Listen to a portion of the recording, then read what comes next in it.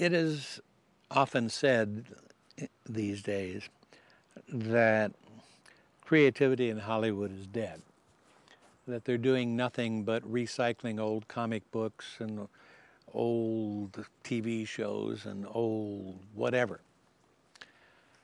My reaction to that kind of statement is, yeah, I know what you mean. And I certainly am not here to defend Hollywood practice, but not so fast. All of the Greek classics that we venerate today were based on old stories that their audiences knew. The same thing is true for the great works of Shakespeare, Corneille, Racine, etc. In dramatic storytelling, which is my focus, it's always been the case that the old furnishes the stock upon which you graft the new. If you created a film, a play, whatever, that was genuinely new, how could people understand it?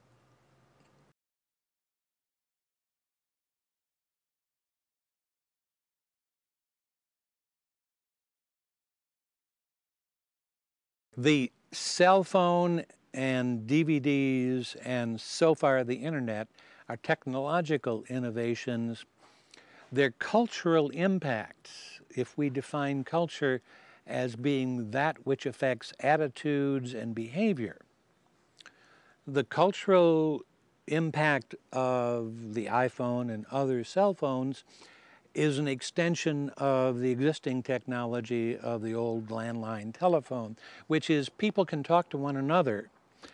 They can do it more, and so much of the effect of new technology is to enable people to do more, to do it cheaper, to do it faster, to do it more conveniently, but the experience is not necessarily significantly different. Being on a cell phone, being on a landline are the same experience. Technology is, and I think always has been, the great democratizer.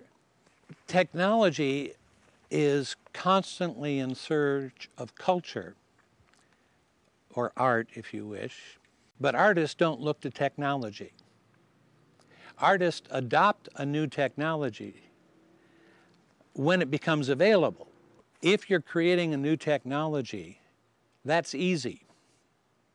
If you're consciously trying to create a new cultural medium or a new cultural form, that's really difficult.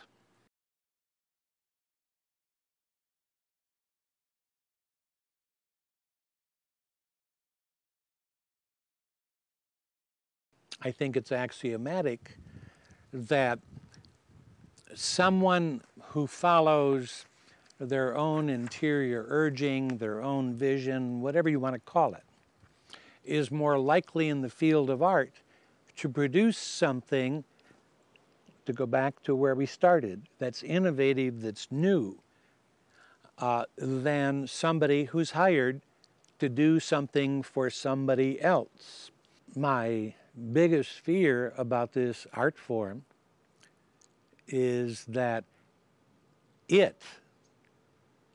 I'm more concerned about its crisis than I am about the crisis in the business. The business, people will always find ways to make money. They may lose a lot of money, or some people may lose a lot of money. Other people will find ways to make a lot of money. But if you consider yourself an artist, which by definition means you want to create something innovative, something that in some ways is new, but the odds against you ever being able to feed yourself pursuing that, and the temptations of being paid very handsomely to follow directions of somebody else who wants you to create this other thing, this creates a terrible dilemma for the artist.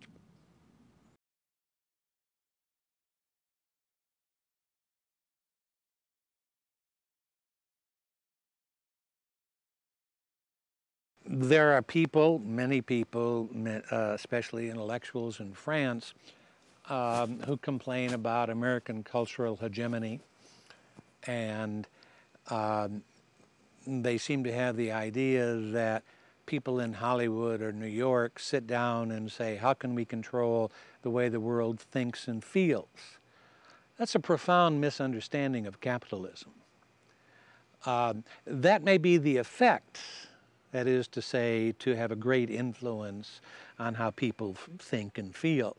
But the object of what people in Hollywood or New York or wherever who are sending their products out to the world, their objective is to make money. And they will do whatever makes that potential the greatest.